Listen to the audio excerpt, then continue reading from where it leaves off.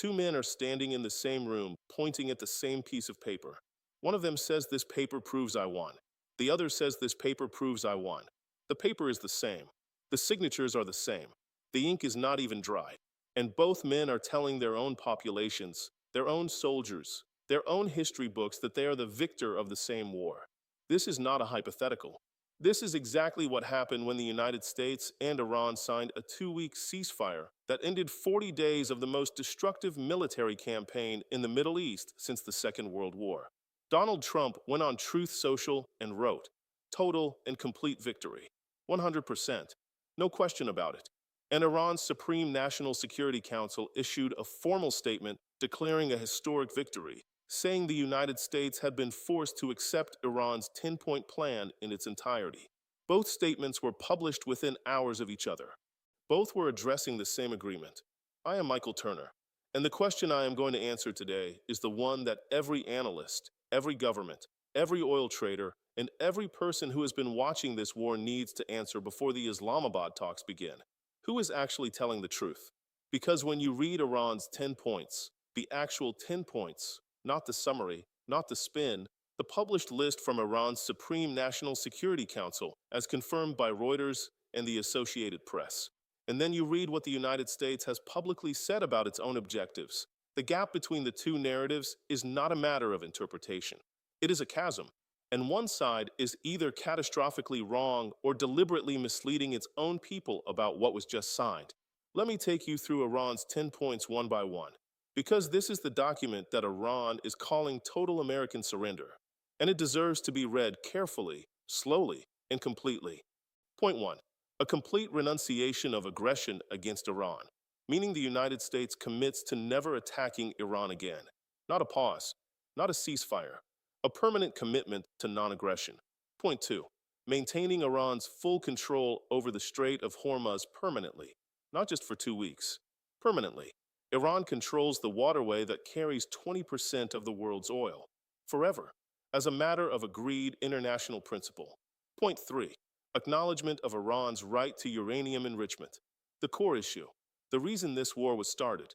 Iran's nuclear program, which the IAEA confirmed had reached enrichment levels approaching weapons grade, with enough highly enriched uranium stockpiled for multiple bombs on short notice. Iran wants the United States to formally acknowledge that Iran has the right to enrich uranium. Point 4.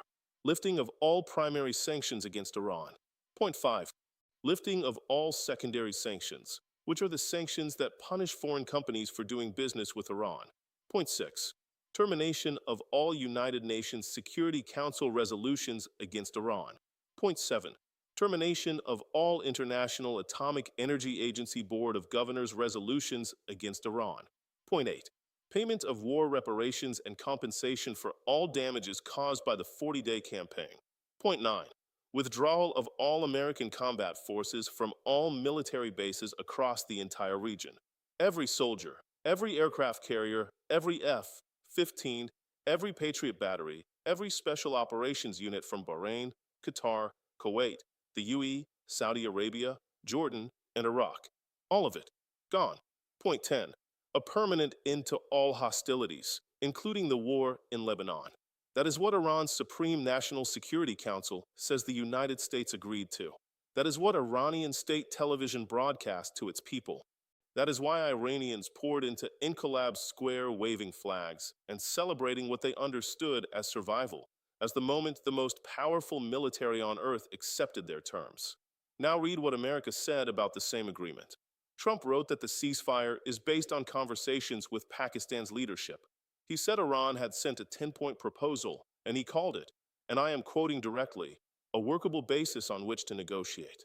He did not say America accepted the 10 points. He said the 10 points are a workable basis on which to negotiate.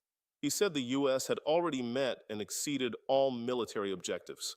He said almost all the various points of past contention had been agreed to between the United States and Iran, but he gave no specifics on which points or what was actually agreed. And then the morning after the ceasefire announcement, Trump posted on Truth Social that there will be no enrichment of uranium, that the United States will work with Iran to dig up and remove all of the deeply buried nuclear material. Stop. Read that again. Iran's point 3 demands acknowledgement of Iran's right to enrich uranium. Trump posted the morning after the ceasefire that there will be no enrichment of uranium. These two statements are arithmetically incompatible.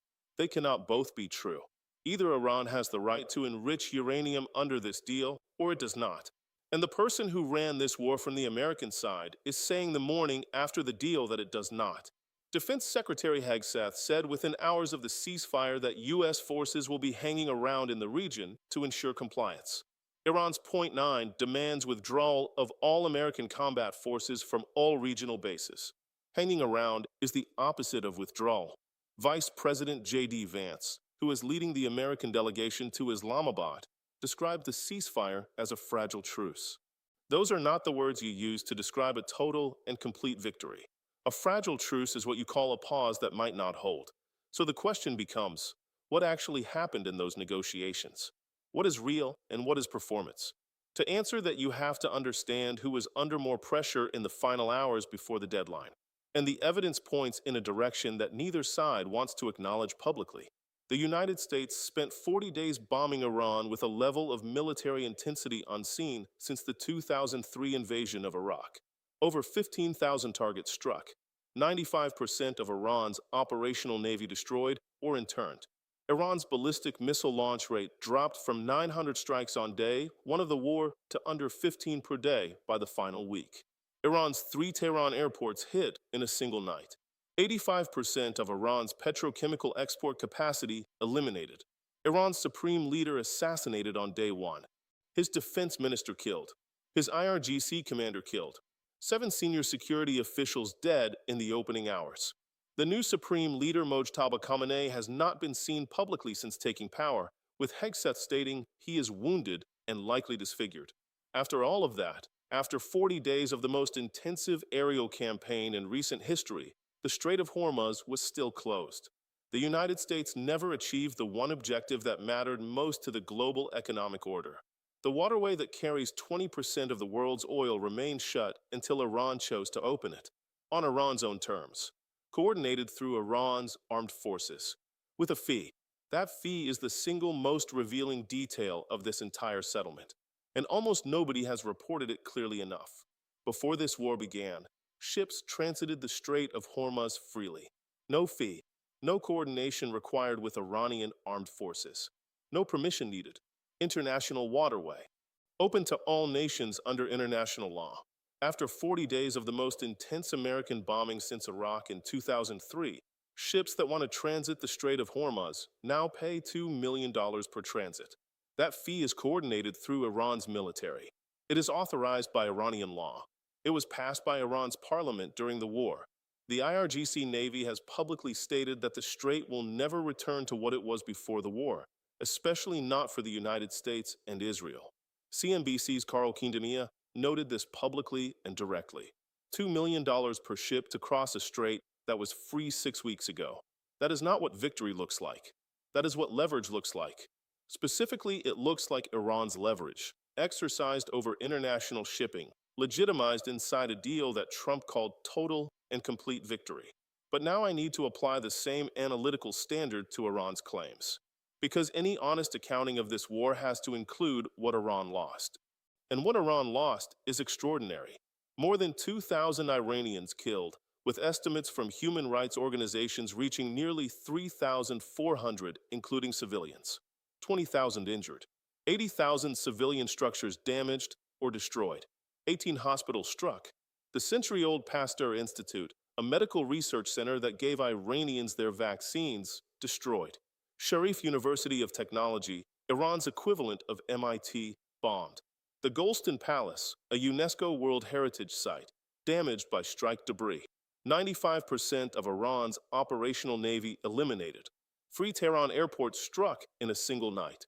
Dozens of aircraft destroyed on the ground. 85% of petrochemical export capacity rendered inoperative at a cost of tens of billions of dollars in future revenue. Iran's missile capability reduced from 900 launches in the opening days to under 15 per day by the final week. And Iran's Supreme National Security Council statement says the United States committed in principle to all 10 of its demands. Read that phrase carefully. In principle. Those two words are doing an enormous amount of work in that sentence. In principle is not the same as agreed. In principle is not the same as signed. In principle is diplomat language for we discussed this concept and nobody explicitly rejected it in the room. It means the conversation happened. It does not mean the commitment is legally binding or enforceable or that the other party interprets it the same way. Iran's Foreign Minister Arachi is a sophisticated diplomat with decades of experience in exactly this kind of negotiation. He knows what in principle means. He knows that in principle can mean completely different things to two different governments. And he chose to use that phrase in a formal statement that his government then broadcast as total American surrender. Trump created the same ambiguity from his side when he posted on Truth Social that there is only one group of meaningful points that are acceptable to the United States without specifying which points those are. That deliberate vagueness is Trump building space to later claim he never agreed to Iran's version of the deal. Political scientist Chris Featherstone from the University of York told Al Jazeera that for Trump the achievement is to have Iran agree to negotiate after his escalating threats. But he added a critical qualifier. Trump will need to achieve some form of concrete concession from Iran to be able to present this as a success in the longer term. That longer term begins in Islamabad. And the gap between what Iran says America already committed to and what America says it is willing to negotiate is so wide that analysts are already warning the talks could collapse before any permanent agreement is reached. Consider point 9. Withdrawal of all American combat forces from all military bases across the entire region. If taken literally, this requires evacuating every American soldier and every American military asset from Bahrain, Qatar, Kuwait, the UAE, Saudi Arabia, Jordan, and Iraq. The American military footprint in the Middle East represents decades of strategic positioning and commitments to every Gulf state that opened its territory to American forces. Defense Secretary Hegseth said U.S. forces would be hanging around. That is not withdrawal. It is the opposite of withdrawal. Consider point 3, Iran's right to enrich uranium. Trump posted the morning after the deal that there will be no enrichment. Hegseth has said explicitly and repeatedly that permanently denying Iran nuclear weapons capability is the stated core mission of Operation Epic Fury. If Iran retains the right to enrich uranium under whatever emerges from Islamabad, then the core stated justification for 40 days of war and 2,000 Iranian deaths and 13 American deaths and 1,500 Lebanese deaths has not been achieved. And yet, here is the uncomfortable reality that makes this question genuinely unanswerable in clean terms. The ceasefire that ended the fighting was based on Iran's 10-point proposal, not America's 15-point demand list, not a neutral mediator's framework. Iran's proposal. Trump called it workable, not America's terms. Iran's terms were the document on the table when the guns stopped firing. Simultaneously, the Strait of Hormuz is still not freely open in the way it was before this war. Iran controls transit. Iran charges fees. Iran's parliament has codified that fee into law, and Iran's military has publicly stated the situation will never return to what it was. Iran expert Trita Parsi, a researcher who has tracked U.S.-Iran relations for 2 decades, said Trump's failed use of force has blunted the credibility of American military threats, introducing a new dynamic into the relationship. He said Washington can still rattle its saber, but after a failed war, such threats ring hollow. Failed war is a harsh phrase, and it is worth examining whether it is accurate. The United States achieved significant military degradation of Iran. Iran's military is weaker than it was 40 days ago, significantly weaker, but it did not achieve the surrender it demanded, did not achieve a freely open Hormuz, did not achieve acknowledged dismantlement of Iran's nuclear program, and did not achieve the elimination of Iranian influence in Lebanon, Yemen, Iraq, or anywhere else in the region. What the United States achieved was a pause. A 2-week pause during which both sides will negotiate in Islamabad, with Iran arriving at the table claiming its 10-point proposal was already accepted, and America arriving claiming it is merely a workable basis for negotiation. That is not a foundation for a durable peace agreement. That is a foundation for a collapse. And the ceasefire is already under pressure that it may not survive. Israel launched what it called Operation Eternal Darkness in Lebanon the day after the ceasefire was announced, killing 254 people in a single day the deadliest day for Lebanon in the entire 40-day conflict. Iran responded by suspending Hormuz tanker traffic again. The White House said those reports were false. Iranian state media confirmed they were true. Lebanon declared a national day of mourning. Iran's IRGC said our hands are on the trigger, and the moment the enemy makes the slightest mistake, it will be met with full force. Trump posted that all U.S. ships, aircraft, and military personnel will remain in place around Iran until the real agreement is fully complied with. This is not what peace sounds like. This is what a pause between rounds sounds like. The honest answer to who won, the answer that no government wants to give its population, is this. After 40 days, after 2,000 deaths in Iran, after 1,400 deaths in Lebanon, after 13 American soldiers killed and 300 wounded, after a global oil shock described as the worst since the 1970s, after an $18 billion cost to the American military with a $200 billion supplemental request pending, after all of that, the world arrives at Islamabad with both sides claiming victory and both sides prepared to walk away if the other side pushes. It's advantage too far. The paper is the same. The signatures are the same. The ink is barely dry. And both men are still pointing at it saying they won. What comes out of Islamabad will tell us whether April 7th was the end of this war or simply the end of its first phase. I am Michael Turner. Subscribe and turn on notifications right now because the Islamabad talks are beginning and I will be covering every development the moment it breaks. Tell me in the comments, after reading Iran's 10 points and Trump's response, who do you believe actually came out of this war with more leverage going into the next 14 days? And do you think the Islamabad talks produce a permanent agreement or collapse before they conclude? I will see you in the next update.